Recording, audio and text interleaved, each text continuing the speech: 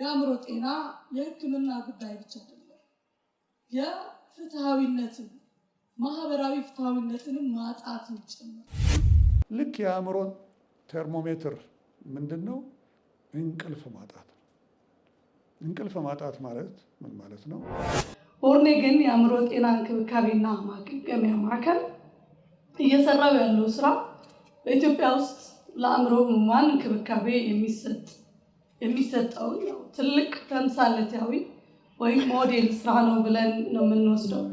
ይህ ማዕከል ከጎዳና ላይ ተነስተው ወደ ህይወት የተመለሱ በርካታ ዜጎችን በማፍራት አእምሮ ጤና ህመም ሊያገግሙ እንደሚችሉ፣ ሊመለሱ እንደሚችሉ፣ ወደ ቀድሞ ህይወታቸው መመለስ እንደሚችሉ ያሳየ ተቋም ነው። ብዙ ጊዜ የሰው ልጆች የጤና አክሰስ ወይ ደግሞ የጤና ተደራሽነት ማግኘት አለባቸው ስንል መብታቸው ቅንጦት ሆኖ አይደለም።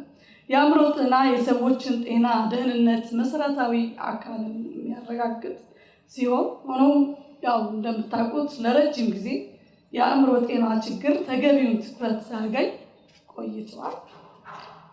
እንደ ማህበረሰብ ለሰው ልጅ እድገት ወሳኝ የሆኑት አእምሯዊና ስሜታዊ የህይወት ዘርፎችን ችላ በማለት ለአካላዊ ደህንነት ቅድሚያ የመስጠት ዝንባሌ ጎልቶ ሲታይ አናይም ማለት ነው።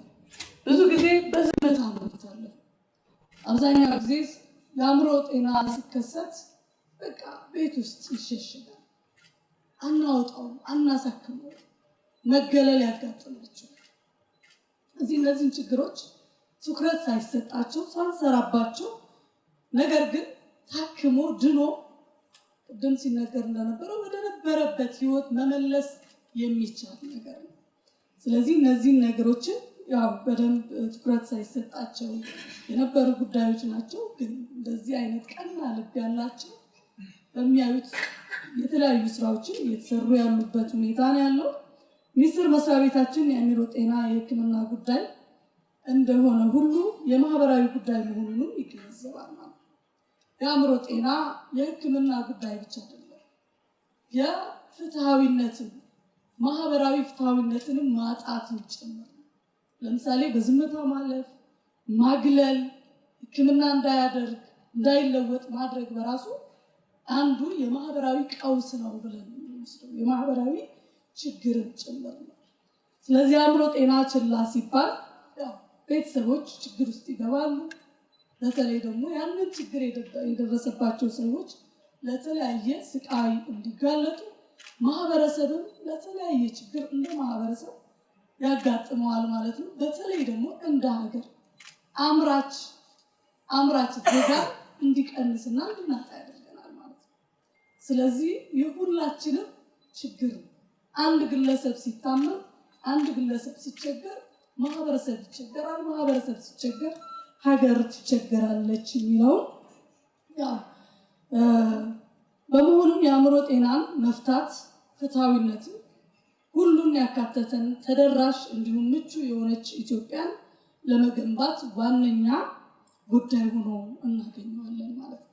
ስለዚህ አንድ ግለሰብ እንደ ሀገር ሲቸገርብን ወደ ማህበረሰብ ይዛመታል፣ ወደ ሀገር ይዛመታል፣ ፍትሃዊነትም ይጎድላል ማለት ጀስቲስ የምንለው ስለሚጎድል ይሄንንም በጋራ ተረባርበን ችግሩን ከፈታ የሀገር ልማትን የሀገር እድገትን ማስቀጠል ይቻላል።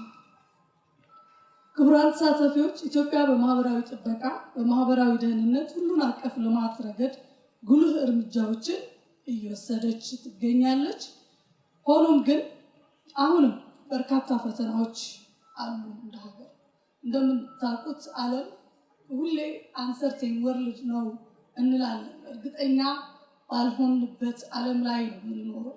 ተፈጥሯዊ የሚሆን ሰው ሰራሽ ችግሮች ሁሌም ይከሰታሉ። በሀገራት በየትኛውም ዓለም ያጋጥማል። በተለይ ደግሞ አሁን እንደ ሀገራችን ተጨባጭ ሁኔታ እየገጠሙን ያሉት የከተሜነት መስፋፋት በራሱ ስራ አጥነት፣ የአደንዛዥ ዕፅ አጠቃቀም በርካታ እንዲሁም ግጭትና ሌሎች የደህንነት ማጣት ለተለያዩ ጫናዎች እየተዳረግን እንገኛለን ማለት ነው። በተለይም ወጣቶች፣ ሴቶች፣ አካል ጉዳተኞች፣ አረጋውያን እና ሌሎች ችግሮች ለሚያጋጥማቸው ዜጎቻችን ችግሩን ለመቅረፍ ከጤና ሚኒስቴር እና ከሌሎች የሚመለከታቸው አካላት ጋር በመቀናጀት ይህንን ችግር ለመፍታት በርካታ ስራዎችን እየሰራን እንገኛለን። ማህበረሰብ አቀፍ የማገገሚያና የምክር አገልግሎት ማጠናከር የተለያዩ አሉ። ተቋማዊ እንክብካቤና መልሶ የማቋቋም ፕሮግራሞችን እንዲስፋፉ በርካታ ስራዎችን ከሚመለከታቸው አካላት ጋር እየሰራን እንገኛለን። ሁሉን አቀፍ የማገገሚያና የፈውስ አገልግሎት የሚሰጡ እንደ ቦርን አጌን ያሉ ድርጅቶችን መደገፍ፣ ማጠናከር፣ አብሯቸው መስራት ሚሉት ላይ መገለልና መድሎን ለመግታት ያው እንደ ሁሉ ጊዜ ትልቁ ስራ የምንሰራው የሀገር አቀፍ ግንዛቤና ቅስቀሳ ስራዎችን የንቅናቄ ስራዎችን በመስራት ሰዎች ቢያንስ የአእምሮ ህመም ታክሞ መዳን እንደሚቻል በተለይ ደግሞ መከላከል እንደሚቻል አንዳንድ ጊዜ ትንሽ ድጋፍ ባለማድረጋችን ለሌላ ለከፋ ችግር ሲጋለጡ እናያለን። ቅድም በዝምታ ማለፍ የምንለው ማግለል ወደሚመለከተው አካል ወስዶ አሳክሞ ማዳን እየተቻለ እንግዲህ ብዙ ሰዎች ድነው ተድረው ሌላ ህይወት ሌላ ምዕራፍ ጀምረዋል ማለት ነው። ያ መሆን እንደሚችል የማስገንዘብ ስራዎችን እንሰራለን። የሴቶችና ማህበራዊ ጉዳይ ሚኒስቴር እንግዲህ በአዋጅ ቁጥር 1263/2014 መሰረት በተለይም ማህበራዊ ጉዳዮች አካል ጉዳተኞችን የአእምሮ ህመምተኞችን ጨምሮ እና ሌሎች ተጋላጭ የህብረተሰብ ክፍሎች መብትና ደህንነት ማስጠበቅ የሚያስችሉ የህግና የፖሊሲ ማዕቀፎችን በማዘጋጀት በተለይ አካል ጉዳተኞችን የአእምሮ ህመምተኞችን ጨምሮ ተጠቃሚ የሚያደርጉ ብሔራዊ የህግና የፖሊሲ ማዕቀፎች፣ ስትራቴጂዎች፣ የአሰራር ስርዓቶችን በማሻሻል የተለያዩ በርካታ ስራዎችን ከሚመለከታቸው አካላት ጋር በመቀናጀት እየሰራ ይገኛል። ይህንንም አጠናክረን የምንቀጥል ይሆናል።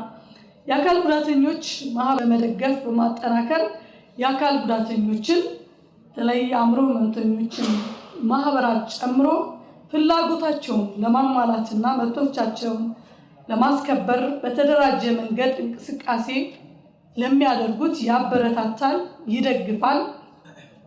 የተለያየ አቅም ግንባታዎችን በመስጠት እነዚህ ማህበራት ለነዚህ ዜጎች ድምጽ የሚሆኑ ናቸው።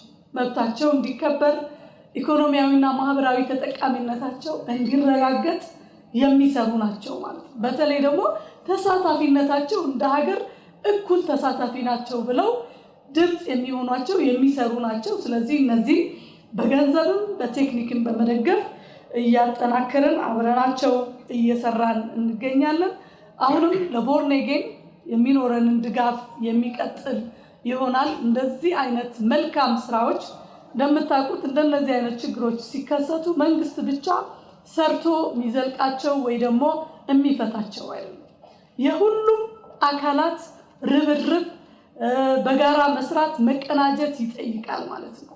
መንግስት ብቻ ያው በሀገር ውስጥ በተፈጥሮ ይሁን በሰው ሰራሽ ለሚያጋጥሙ ችግሮችን ለመፍታት ሙሉ አቅም አይኖረውም። በየትኛውም ሀገር እንግዲህ ከሌላ ሀገር መጥተው ከባህር ተሻግረው እኛ ሀገር ያሉትን ችግሮች እየደገፉን ነው አይደል? እኛም ደግሞ እዚህ ያለን የግል ተቋማት ሊሆኑ ይችላሉ፣ የተለያዩ መንግስታዊ ያልሆኑ ተቋማት፣ የሃይማኖት ተቋማት፣ እነዚህ ሁሉ ተቀናጅተው ነው በርብርብ ስንሰራ በጋራ ስንሰራ ነው እነዚህ ችግሮች ምንሰራውና ይሄንን ዛሬ የቦርን አጌን አንድ ግለሰብ ሆና የጀመረችው ለብዙ ሰዎች ህይወት መቀየር ለብዙ ሰዎች ተስፋ መሆን ምክንያት ሆናለች ማለት ነው። ስለዚህ እያንዳንዳችን ይሄንን ተግባር የምንደግም ከሆነ እሷን የምንደግፍ ከሆነ ሀሳቧን ደግፈን አብረናት የምንሰራ ከሆነ ዜጎቻችን ለችግር አይጋለጡም። ችግሮቻቸው መፍታት እንችላለን። በተለይ ደግሞ መከላከል ላይ አትኩረን ከሰራ ችግሮችን ገና ሳይከሰቱ መከላከል ይቻላል። ከተከሰተ በኋላ ለማዳን አለኝታ ሆኖ እንዲቀጥል የሁላችንም ድጋፍና ርብርብ ይጠይቃል ማለት ነው። እንደ ሚኒስቴር መስሪያ ቤት ሁሌም ከጎናችሁ ነን፣ እንደግፍ ይሆናል። በመሆኑም በዜግነታችን ለወገኖች መድረስ ያለብንን ድጋፍ በማድረግ ሁሉም ዜጋ በቻልነው አቅም ይህንኑ ተምሳሌት ማዕከል እንዲበረታታ ኢትዮጵያ ለሁሉም ሰዎች ለሴቶችም፣ ለህፃናትም፣ ለወጣቶች፣ ለአካል ጉዳተኞች፣ ለአረጋውያን እንዲሁም ለተለያየ ችግር ለሚጋለጡ ማህበረሰብ ምቹ ኢትዮጵያ እንድትሆን ዘላቂ የሆነ የማህበራዊ ጥበቃ አገልግሎት እንደ ሀገር እንዲኖር ሁላችንም ተረባርበን መስራት ከቻልን ሀገራችንን መለወጥ እንችላለን። እዚህ ብቆይ በጣም ደስ ይለኝ ነበር አብሬያችሁ። ነገር ግን ተደራራቢ ሌሎች ስራዎች ስላሉ መቅረት ስለሌለብኝ ሌላ ፕሮግራም ሰርጄ ነው የመጣሁትና ያው መልካም የውይይት ጊዜ እንዲሆንላችሁ እመኛለሁ። መልካም ቀን። በክብር ተቀበሉልን። እናመሰግናለን። እባካችሁ በሞራል ሸኙልን። እጅግ አድርገን እናመሰግናለን። ቦረና ጌን ብለው በመገኘቱ ትልቅ ክብርና ምስጋና ያለን። በኋላ ላይ እውቅና ስነስርዓት አለን። ሚኒስቴር መስሪያ ቤቱ ተሸላሚ ነው። እሺ እንቀጥላለን። ቅድም የሃይማኖት ተቋማት አባቶች ይቅርታ አድርጉልኝ እናንተን ሳላነሳ፣ በጣም የሰላም አምባሳደሮች፣ የአሀዱ ሬዲዮ እና ቴሌቪዥን ዋና ስራ አስኪያጅ እንዲሁም የታሪክ ተመራማሪ ጋዜጠኛ እና የታሪክ አዋቂ የቀድሞ አለቃዬ ጋሽ ጥበቡ በለጠ ሁላችሁንም በድጋሚ እንኳን ደህና መጣችሁ እላለሁ። ከዚህ በመቀጠል የፍትህ ቢሮ ምክትል ቢሮ ኃላፊ አቶ ተስፋዬ ደጀኔ ጥቂት ነገር ይሉንና ቦረና ጌን ማን ነው፣ ምን ሰርቷል የሚለውን አጠር ያለ ዶክመንተሪ ከእሳቸው በኋላ እንመለከታለን። አቶ ተስፋዬ የፍትህ ቢሮ ምክትል ቢሮ ኃላፊ ወደዚህ ጋብዛለሁ። እባካችሁ ተቀበሉ።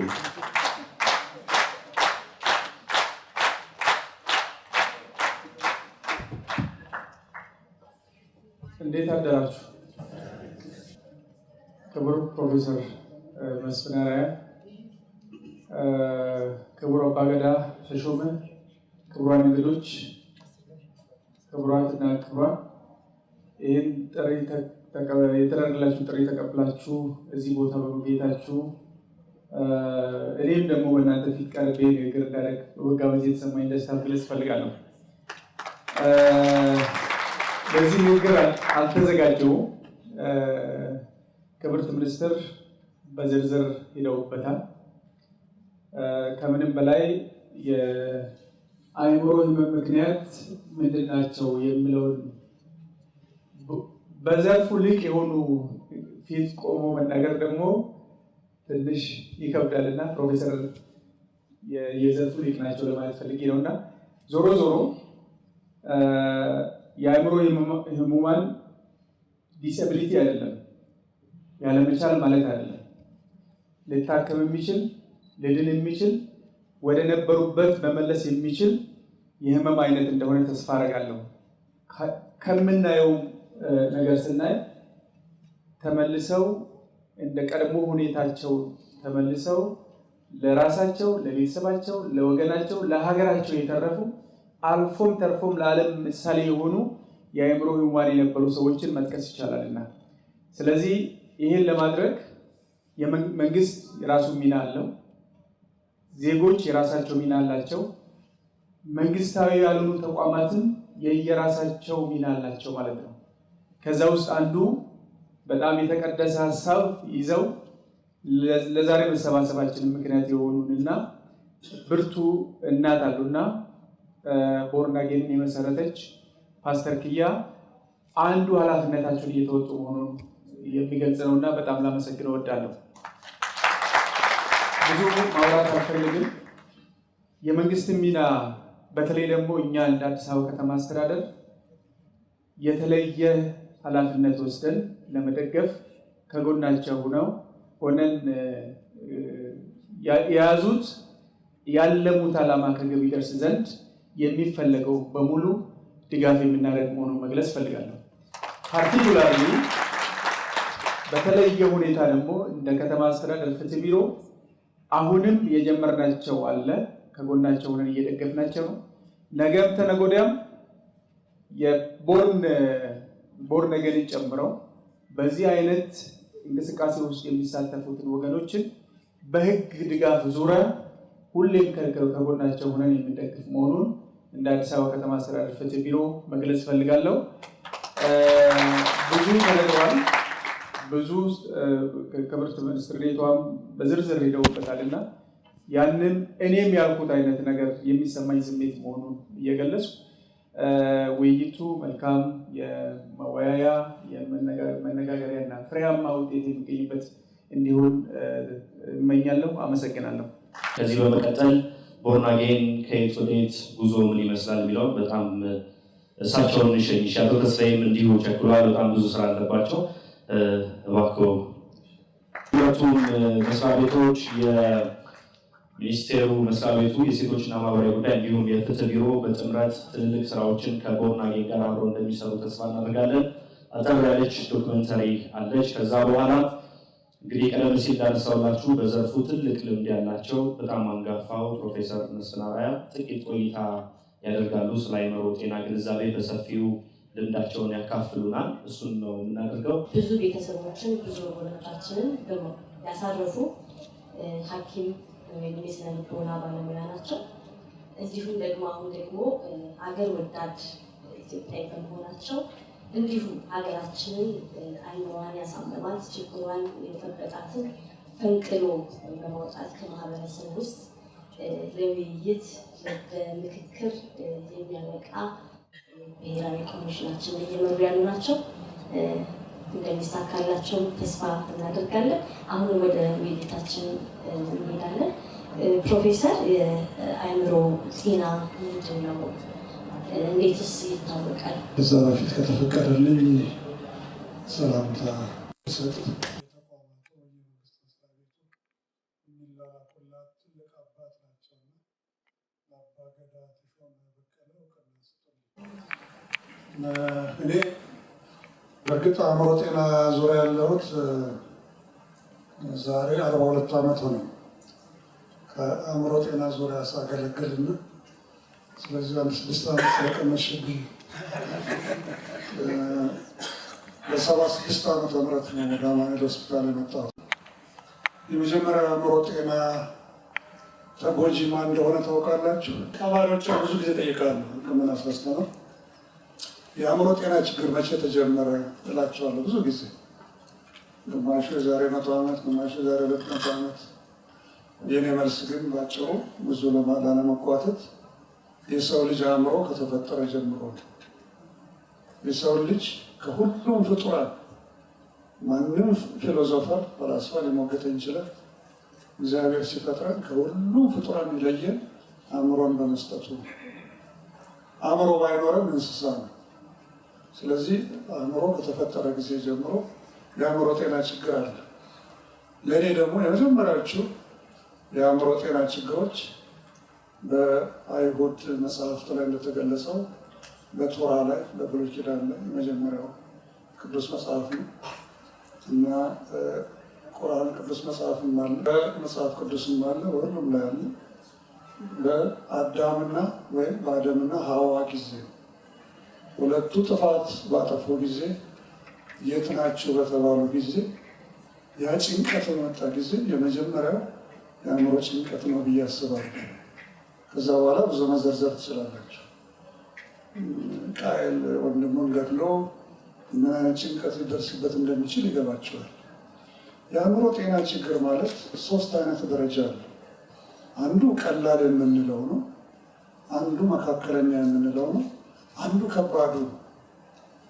ፓስተር ኪያ እየሰራች ያለችው ከባድ የአእምሮ ጤና ችግር በደረሰባቸው ወገኖቻችን ላይ ነው። መካከለኛው የአእምሮ ጤና ችግር እንወጣዋለን። በሕክምናም፣ በጸበሉም፣ በዱዓውም፣ በቱፍታውም በሁሉም ነገር ልንወጣ የምንችል። እዚህ ከተሰባሰባችሁት ውስጥ ቀላል የሆነ የአእምሮ ጤና ችግር ደርሶብኝ አያውቅም የሚል ሰው ካለ አእምሮ የሌለው ሰው ብቻ ነው። ለምን?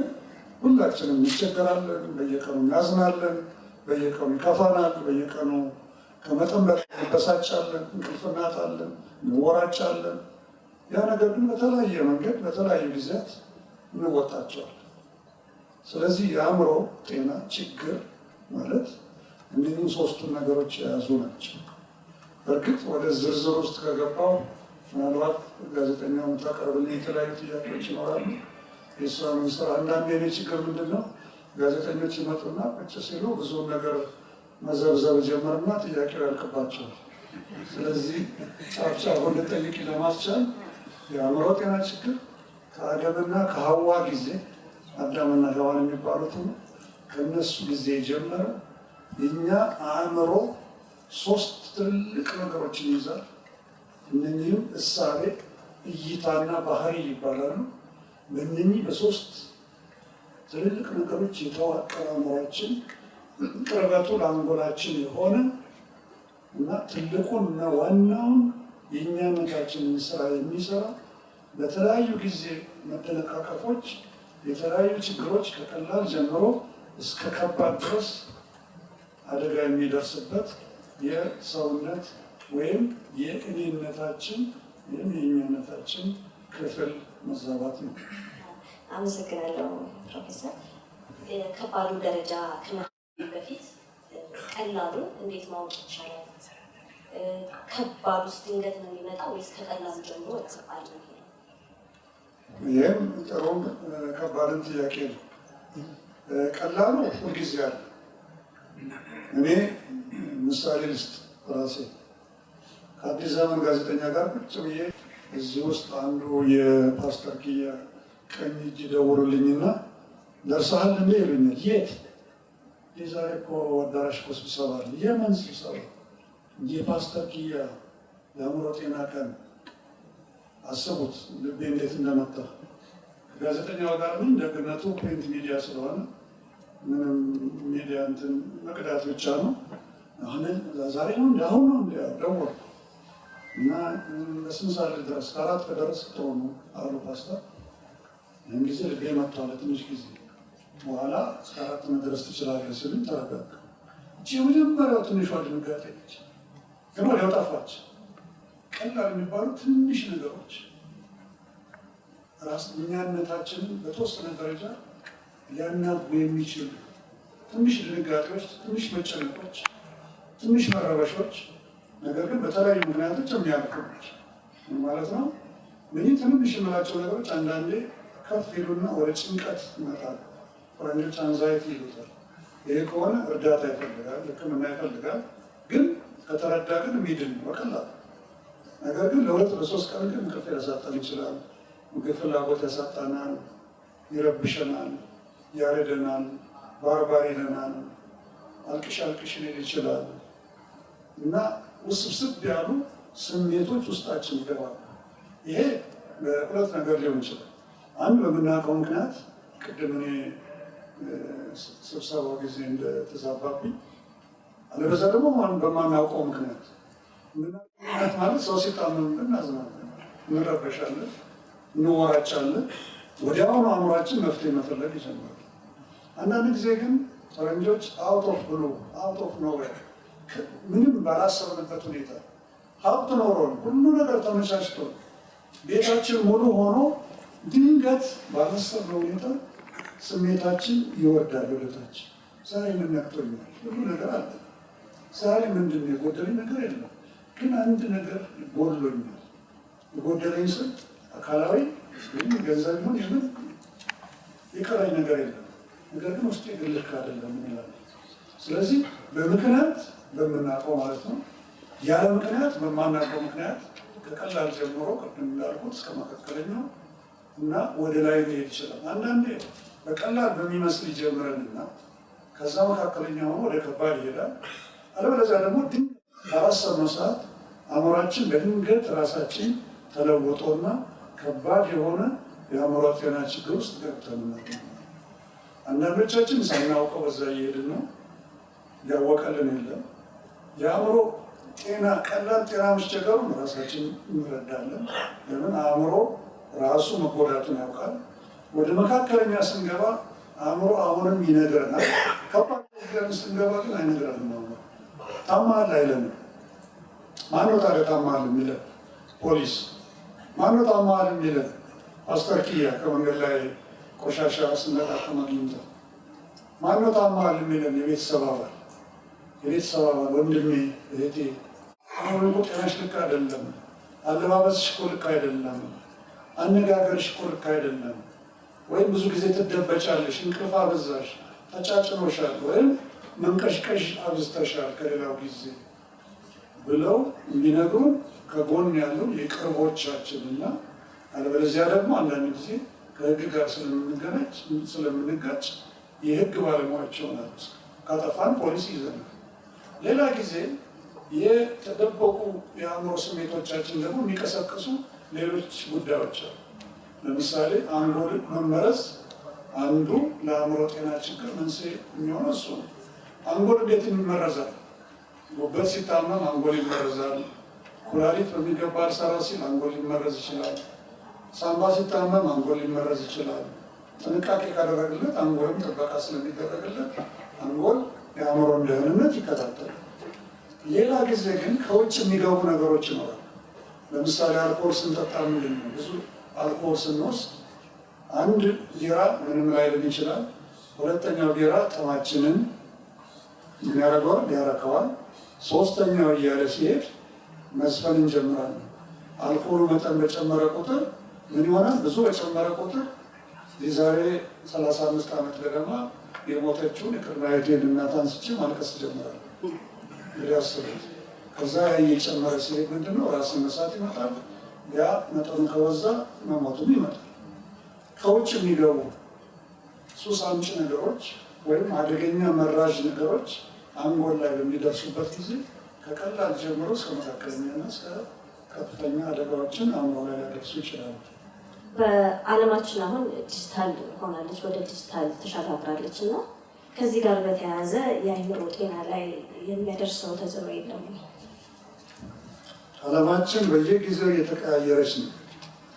በእኔ እድሜ ትህትና፣ መታዘዝ፣ ታላቆችን ማክበር፣ መላላክ እንዲህ አይነቶቹ ነገሮች እና ሰፈር፣ ጎረቤት፣ ህፃናትን ወጣትን ማነጽ፣ ህፃናትን ለወጣትነት ማብቃት እነኚህ ነገሮች ትልቅ ቦታ ነበራቸው። በእኔ ትንሽነት እድሜ የሃይማኖት አባቶቻችን አንድ ሼኪ ብቅ ሲል ወይም አንድ ቄስ ብቅ ሲሉ የነበረውን ክብር አስታውሳለሁ። በእኔ ትንሽነት እድሜ አንዲት እናት ዘንቢል ይዘው ሲመጡ እንደርድረን እሳቸውን ዘንቢል እቃ የገዙበት ማለት ነው። ዘንቢል ምን እንደሆነ የማታውቁ በጣም ወጣቶች ሊኖሩ ትችላላችሁ። የእቃ መያዣ ከሰሌን የተሰራ ማለት ነው። የዘመኑ ፌስታል ሳይመጣ ይሄ ሀገሩን የሚወክለው በሽታን የሚፈጥረው ትናንሽ ደቃቅ ፌስታል ከመምጣቱ በፊት እናቶቻችን ዘንቢል ነበር የሚጠቀሙት። በዛ ነው መርካቶ የገዙትን ወይም ሾላ የገዙትን እቃ አዲስ አበባዎች እዛ ውስጥ ተጨምረ። ስለዚህ ከአውቶቡስ ሲወርዱ ወይም ከጋሪ ሲወርዱ ትልቅ የኛ ወጣቶች ስራ ነው፣ የትንሽ ልጆች ስራ። ያንን ተቀብሎ ተሸክሞ አድርሶ ትልቁን ገንዘብ ተቀብሎ መሄድ ነው። የምንቀበለው ገንዘብ እደግ ነው። እግዚአብሔር ያሳድጋል። አሁን በጣም የገጠር አዲስ አበባ መንደር ከሆነ እንገባና ትንሽ እንጀራ አጥፎ ሊሰጡን ይችላሉ፣ ትኩስ። እዚህም አዲስ አበባ ማለት ነው። ይሄ ነገር ነው ኮትኮቶ ያሳደገ። በዛ ስንኮተኮት ሌላ ምንም ነገር አናይም። ማማ ሙስሊም ናቸው፣ ክርስቲያን ናቸው፣ ማማ የዚህ ጎሳ ናቸው፣ የዚያን የሚለውን ነገር በጭራሽ አናስበው። ስለዚህ እንደዛ ሆነ እናድጋለን። ይሄ ለምን ጠቅሞናል? ለሰብዕና ግንባታ ጠቅሞናል። ሰብዕና ግን ከዜሮ ዕድሜ ጀምርና እስከ 21 ዓመት ድረስ ይደርሳል። ስለዚህ ጥሩ ሰብዕና ለበቃ አእምሮ ወይም ደግሞ ለጠንካራ አእምሮ አስተዋጽኦ ያደርጋል። ለበቃ ለዳበረ ጤናማ አእምሮ አስተዋጽኦ ያደርጋል። ያ ዘመን ቀስ እያለ ወዴት ሄደ? ወደ እህቴ ወይም ወደ ልጄ ጥያቄ ያመጣናል። ወደ ዘመናዊ ቴክኖሎጂ እድገት ማደግ አለበት።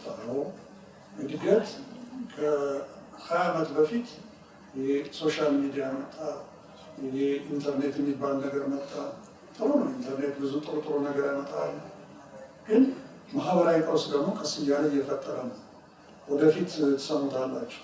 በአሁኑ ሰዓት በእኛ ሙያ ውስጥ ከሳይበር ጋር የተያያዘ አዲክሽን ወይም ሱሰኝነት ሊመጣ ታውቃላችሁ። የሞባይል ሱሰኝነት መጥቷል። የኢንተርኔት ሱሰኝነት መጥቷል። ወጣቶች ራሳቸውን ከዚህ ጋጀት ከዚህ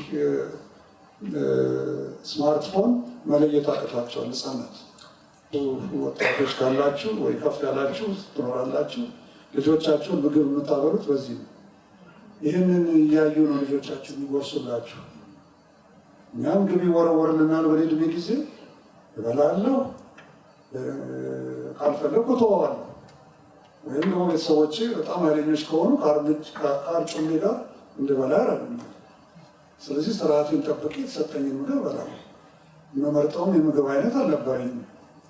አሁን ግን የዘመናዊ ሰዎች ልጆች ከህፃንነታቸው ጀምሮ በዚህ ነው እያደጉ ያሉት። ይሄ ትልቅ በሽታ፣ ትልቅ የሰብዕና ቀውስ የሚያመጣ ወደፊት ትልቅ የአእምሮ ጤና ችግር የሚያመጣ ነው። ይህንን ማንሳት ስላለብኝ፣ ስለዚህ የዲጂታል ዘመኑ በጣም ጥሩ ነገር ያመጣል። ሁሉም መረጃ እዚህ ላይ ያመጣልናል። ጥሩ መረጃዎችን ያመጣል። ሁላችንም ጋዜጠኞች አድርጓል። እዚህ ወንድሜ ጋዜጠኛ ጥበቡ አሉ። ሁላችንንም ባለሙያዎች አድርጎናል። ምናልባት ሁላችንንም ሐኪሞች አድርጎናል። አሁን እናንተ ሲያማችሁ እኮ ይህንን ያላችሁ ሰዎች እስቲ ምንድን ነው እንደዚህ እዚህ ቦታ ይቆርጠኛልና እስቲ እዚህ ነውና ምንድን ነው መድኃኒት የሚያስፈልገኝ ብትሉ ይህን ነገራችሁ ይችላል። እርግጠኛውን የምነግራችሁ ነገር ግን ይሄ እኔ 41 ዓመት ልምድ የአእምሮ ሕክምና ልምድ ያለኝ ሰው በጭራሽ አይተካም። ለምን ብትሉ እኔ የማነጋግረው ታካሚ የራሱ የሆነ ወይም የራሷ የሆነ ሰብዕና ያላት፣ የራሷ የሆነ የጤና ችግር ያላት፣ የራሷ የሆነ ተደማጭነትን የምትፈልግ ታካሚ ነው። እኔም በዛ ነው ራሴን አዘጋጅቼ ያቺን ታካሚን ማከምና መረዳት ያለብን።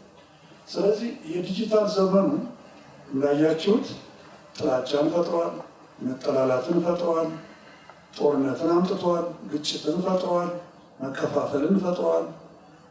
በአንድ ትንሽ ስድብ ጦርነት ሊነሳ ይችላል። በአሁኑ ሰዓት በድሮ ዘመን የአንደኛው ዓለም ጦርነት ይመስለኛል አንዲት ውሻ ትንሽ ቡችላ ውሻ ከቡልጋሪያ በኩል ወደ ግሪክ ትገባለች። በግሪክ በኩል ያሉ ወታደሮች ውሻዋን ተኩሰው ይገላሉ። ጦርነት ተነሳ። አንደኛው ዓለም ጦርነት። የታሪክ ሰዎች ካላቸው የመደብ አስተካክል። አሁን ግን ከዛ አልፎ በአንዲት ትንሽ የጥላቻ ቃል ንግግር አይደለም ሀገር ሊጠፋ ይችላል። ይሄም ነው ትልቁ ፈተና የሆነ። ይሄ ደግሞ በየጊዜው እዚህ ላይ ተጥደን ለምንውልና ለምናድር ሰዎች እጅግ ከፍተኛ የሆነ ለህፃናቱና ለወጣቶቹ የሰብዕና ቀውስ፣ ከፍ ላለው ሰዎች ግን እንቅልፍ እንድናጣ፣ የተረበሽን እንድንሆን፣ ፍርሃት እንዲያድርብን፣ የተዛባ መረጃ እንዲኖረን። እኛ ሰሞኑን በዚህ በሀገራዊ ጉዳይ ላይ ውጭ ሀገር ስንሄድ የደረሰብን ነገር ሰዎችን ግንባር ለግንባር ስናገኛቸው ስለኛ የሚናገሩትና ስለኛ ሰምተው የነበረውና የነበራቸው እውቀት በጣም የሚያሳፍር ነው። ይህም የሆነው ምንድነው? በዚህ በዘመኑ በዲጂታል ቴክኖሎጂ አማካኝነት። ስለዚህ እንግዲህ ወደ አንቺ ጥያቄ ለመምጣት አዎ፣ ዲጂታል ቴክኖሎጂ ዲጂታል ዘመኑ ወደፊት አእምሮ ላይ ከፍተኛ የሆነ የሰብዕና የአእምሮ ቀውስ ያመጣል። አዎ። ሁለተኛውና ትልቁ የሚያስፈራው ነገር የሂውማን ወይም ደግሞ የሰው ሮቦቲክስ እየተፈጠሩ መሆኑ። እነኚህ የሮቦቲክስ ወይም ሮቦቶች በተፈጥሮ የሚንቀሳቀሱ በሰው ሰራሽ የሚንቀሳቀሱ የተወሰነ ደረጃ ድረስ አእምሮ የተገጠመላቸው አካላት የበለጠ የሰው ልጅ አእምሮ ተገዳዳሪ የሆኑ እንደመጡ ግን ማወቅ መቻል። ስለዚህ በጣም ጥንቃቄ ይፈልጋሉ። የራሳቸውን ፖሊሲ ይፈልጋሉ። የራሳቸውን አቅጣጫ ጠቋሚነትን ይፈልጋሉ። የራሳቸውን ክትትል ይፈልጋሉ። ለራሳቸው ሕግ ሊወጣላቸው ይገባል። የሃይማኖት ተቋማትን የእነሱን አካሄድ በሚገባ ሊመረምሯቸው ይገባል የሚል እምነት ነው ያለኝና አዎ ፍራቻዎች አሉኝ። ልክ የፍራቻዎችን ያህል ደግሞ ህይወትን በማቅለላቸው ኑሮን የተሻለ ማድረጋቸው ቢሻለኝ፣ ነገር ግን ለአእምሮ ግን ከፍተኛ የሆኑ ተግዳሮቶች ናቸው። የአእምሮ ጤና እንዴት ነው መከላከል የምንችለው? በሁለቱም በኖርማሉ በዲጂታሉ በተለይ ከልጆች ጋር በተያያዘ በዲጂታሉ ምን ያህል ጥንቃቄ ማድረግ አለብን? ምንድነው አእምሮ እንደ አካል ክትትል ይፈልጋል። የአካል ክትትል መቼ ነው የሚጀምረው ብትሉ ሁለቱ ዘሮች ሲገናኙ ነው የሚጀምረው። በእኔ ደግሞ እምነት ምንድነው እነኛ ሁለቱ ዘሮች ከመገናኘታቸው በፊት ምን ማለት ነው? ወንድና ሴቷ መጀመሪያ ሲያቅዱ ነው። ምን አይነት ልጅ እንውለድ ወይ እርግዝና ይፈጠር ወይ ከፈጣሪ ጋር ከተፈጠረ እንዴት ነው ጽንሱን የምንከታተለው? ለጽንሱ ምን ያስፈልገዋል? እናት ምን አይነት ጥበቃ ያስፈልግላታል? በውልደት ሂደቱ ላይ ምን ችግሮች ሊያጋጥሙ ይችላሉ? ይህ ሁሉ ዜሮ እድሜ በፊት ነው የሚጀምረው የምለው ጊዜ ለዚህ ፕላን የሆነ እርግዝና ማለት ነው። ከዛ በኋላ እርግዝናው የራሱ የሆነ ጥበቃ ይፈልጋል። በእርግዝናው ጊዜ እኮ ባልና ሚስት ጥንቃቄ ማድረግ አለባቸው። የባልና ሚስት በእርግዝናው ጊዜ ያለ ግጭት እና መጠላላት፣ መጠላለፍ፣ መሰዳደብ አካላዊ ብቻ ሳይሆን ኢሞሽናል ወይም ስሜታዊ አለመረጋጋት እርግዝናውን ውስጥ ገብቶ ይረብሻል። በዛን ጊዜ የምትበላው የምትጠጣው ብቻ አይደለም፣ የአእምሮ እርጋታዋ ሁሉ በጣም ወሳኝ ነው። በመስሪያ ቤቷ በቤቷ የሚደረግላት ጥበቃ፣ ከጓደኛዋ ከማነው ከባለቤቷ ከፓርትነሯ የምታደርገው እገዛ እርግዝናው ላይ ተጽዕኖ ነው። ከዛ የውልደት ሂደቱ እንዴት ነው የሚወለደው? ሆስፒታል ነው? ቤት ነው? በምጥ ነው? ያለ ምጥ ነው? በሲዜሪያን ሴክሽን በኦፕራሲዮን ነው? ያለ ኦፕራሲዮን ነው? የራሱን ክትትል ይፈልጋል። ከዛ ከትምህርት ቤት ከጀመረ ጀምሮ እስከሚቀጥለው የእድሜ ኬላ ድረስ ይኸውም ከ11 ዓመት እስከ 16 ዓመት ድረስ ያለው በጣም ወሳኝ እድሜ ነው። ይሄ ጉርምስና እድሜ የምንለው። ጉርምስናን ዝም ብለን በቀላሉ አንናቀው። አንዳንዶቻችን ጎርምሰን አይተነዋል። ብዙዎቻችን ግን ትልቅ ቤት ውስጥ ያለን ሰዎች ጉርምስና ምን እንደሆነ ሳናውቅ አልፈነው ሊሆን ይችላል። ግን ያ ጉርምስና እድሜ ከህፃንነት ወደ አዋቂነት የመሸጋገሪያ ኬላ ነው። እከሊት ጎረመሰች ስትባል እኮ ያቺ 14 ዓመት ልጅ ጡት ጎጠጎጥ ያውጥታለች። አካሏ የ17 ዓመት የ18 ይመስላል። ዘፈኗ ሁሉ የትልልቆቹን ነው። ምን ማለት ነው? አለጊዜዋ ጎረመሰች ማለት ነው። ጥንቃቄ ይፈልጋል። እዚህ ላይ ጥበቃ ያስፈልጋታል ያቺ ልጅ። ለምን? አንድ እግሯ አዋቂነት ላይ ነው፣ አንድ እግሯ ህፃንነት ላይ ነው። በዚህ ሂደት ውስጥ አካሏ የአዋቂ አእምሮዋ የህፃን ስለሆነ ለአደጋ የተጋለጠች ትሆናለች። ስለዚህ ወላጆች ጥበቃ ማድረግ አለባቸው በዛ ሂደት ውስጥ። አንድ ጊዜ ግን አዋቂነት ውስጥ ከገባችና 18 ውስጥ ከገባች በኋላ አሁንም ቅድም እንደነገርኳቸው የዛች ልጅ አንጎል ገና አድጎ አልጨረሰም። ገና 8 ዓመት ይቀረዋል። ስለዚህ አሁንም ጥበቃ ትፈልጋለች። ህጎች ምን አድርገዋል? 21 ዓመት ያላደረሰች ልጅ ገና አካለ መጠን አልደረሰችም ይሉ አሉ። አብዛኞቹ ግን የተስማሙት 18 ይበቃል። ማህፀን ትንሽ ጠንክሯል፣ በዛ ጊዜ መውለድ ይሻላል በ14 ዓመቷ ከምታረግዝ። አእምሮ ግን ገና አልጨረሰም ብያቸዋለሁ። አንጎል አድጎ አልጨረሰም። ስለዚህ በእነኚህ ሁሉ ሂደቶች ውስጥ የሚደረጉ ጥበቃዎች የአእምሮን ጥንካሬ፣ የሰብዕናን መጎልበት የበለጠ ጠንካራ እያደረጉት ይሄዳሉ። ስለዚህ በዚህ ሂደት ውስጥ የሚታዩ የተለያዩ ምልክቶች ቤተሰቦች ላይ ይገባል። ለምሳሌ ያቺ ቅድም ያልኳት በጉርምስና ሂደት ላይ ያለች ልጅ የዛ የጉርምስና ሂደት 18ም ገብታ ያው ከሆነ 21 ዓመትም ገብታ ያው ከሆነ ካላለቀለት ችግር አለባት። እች ልጅ የሰብዕና ችግር አለባት። ይህ ሰብዕና ችግር ደግሞ በቶሎ እገዛ ሊያገኝ ይገባዋል። ስለዚህ ወደ ባለሙያ ጋር ይኬዳል። ባለሙያዎች 3-4 አይነት ናቸው። የስነ ልቦና ባለሙያዎች አሉ፣ ሳይኮሎጂስቶች የሚባሉ። አለበዛ ደግሞ የስነ አእምሮ ባለሙያዎች አሉ፣ ሳይኪያትሪስቶች የሚባሉ። ሳይኪያትሪስቶቹ ሐኪሞች ናቸው እንደኔ። የስነ ልቦና ባለሙያዎች ደግሞ በሌላ ትራክ ወይም በሌላ ሄደው የሰውን ልጅ የአእምሮ ልቦናና አእምሮ የሚባሉ ነገሮች አሉ። ስለዚህ የሰውን በደንብ ልቦና፣ ስነ ልቦና በሚገባ በመገንዘብ እርዳታን የሚሰጡ ናቸው። በአጠቃላይ በሂደት ግን የአእምሮ ጤናን መዛባት የምናስተውለው ቅድም እንዳልኩት ከቀላል እስከ መካከለኛ ያለውን መለየት ይቻላል። አንዳንድ ጊዜ ያስቸግራል። ነገር ግን ቤተሰብ ውስጥ ያለ ሰው ከጊዜ ወዲህ ላለፉት 1 ሳምንት 2 ሳምንት የባህሪ ለውጥ ካመጣ ቅድም አእምሮ 3 ነገር ይዟል ብያቸዋለሁ። እይታ፣ ሐሳቤና ባህሪ። እይታም ይዛባል። እይታ ማለት 5 ሕዋሳት ማለት ናቸው። 5 ሕዋሳት በተለያየ መንገድ ይዛባሉ። እኔ አሁን እዚህ ብዙ ሰዎችን የተለያየ ሰዎች ወንዶች፣ ሴቶች እያየሁ ነው። የተለያየ እድሜ ያለ ግን እዚህ ውስጥ ሌላ ነገር ባይ የተለመደ ነው። እዚህ ጣራ ላይ አንበሳ ባይ የኔ እይታ ተዛብቷል ማለት ነው። ይሄ ፈረንጆች ቪዥዋል ሃሉሲኔሽን የሚባል ነው። ተዛብቷል። የተዛባው ምንድን ነው? አእምሮ ውስጥ ባለ ችግር ነው። ስለዚህ ይሄ የእይታ መዛባት አለ። የእይታ መዛባት ሁላችንም ላይ ሊኖር ይችላል። ስለዚህ እነኚህ እይታዎች 5 ሕዋሳት ማሽተት፣ መቅመስ፣ መንካት፣ ይሄ መስማትና መናገር የምንላቸው እነኚህ 5 ሕዋሳት በተለያየ መንገድ ሊዛቡ ይችላሉ። ግን ቢዛቡም ተፈጥሮ ምን ግሩም ነገር ሰርታለች። ለምሳሌ አንዱ ማየት ቢዛባ 4 ሕዋሳቶቻችን በጣም ጠንካራ የሆኑና ከሚያየው በተሻለ እይታው የተዛባበት ሰው የበለጠ ነገሮችን ያገናዝባል። ወይም ማሽተት አንዱ ካቃተው እነኛ 4ቱ ሕዋሳት የዛን ስራ ይሰሩና የተሟላ ይሆናል። ነገር ግን ወደ አእምሮ ጤና ስናየው ግን የተዛባ ወይም ደግሞ እነኚህ እይታና ሁለቱ ከባህሪ ጋር ተመሳጥረው የተለየ ባህሪ የሚያሳይ ወገን ወይም ደግሞ የቤተሰብ አባል ካለ ከዚህ ጊዜ ጀምሮ እንደዚህ ነው። ለምሳሌ አይተኛም፣ መብላት አቁሟል፣ ወይም ተሸፍና ነው የምትውለው ሙሉ ቀን። ስለዚህ ልክ አይደለችም።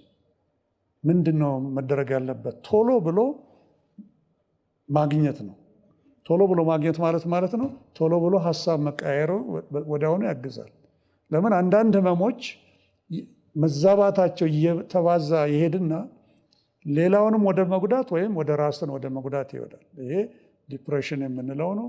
ወይም ይሄ ባይፖላር በሽታ የምንለው ወይም የስሜት መቀዣበር የምንለው ነው። እና ማወቅ ይቻላል። አዎ ቀላሉንም መለየት ይቻላል፣ ግን ጥብቅ ክትትል ይፈልጋል። መካከለኛው የበለጠ ቀላል ነው ለመለየት። ከባዱ ምናልባት ትመጪ ይሆናል በኋላ ላይ። ቅድም እንዳልኩት በጣም ቀላል ነው። ለፓስተር ኪያ እና ለቲሟ አይከብዳትም። ለምን መንገድ ላይ ነው የሚውሉት የሚያድሩት። መንገድ ላይ ነው ልብሳቸውን ያገኙትን አፈርም ሆነ ድንጋይ እንትን ያሉ የሚውሉት። በጣም የተጎዱ ናቸው። ይሄ ፈረንጆች ዲሼቭልድ የሚሏቸው ራሳቸውን የጣሉ ሰዎች ናቸው። እዛ ላይ ያለው ችግር ቀላል ነው መለየቱ። እነኚህ ሁለቱ በተለይ ቀላሉ ላይ መለየቱ በትኩረት ካልሰጠን ልናልፈው እንችላለን።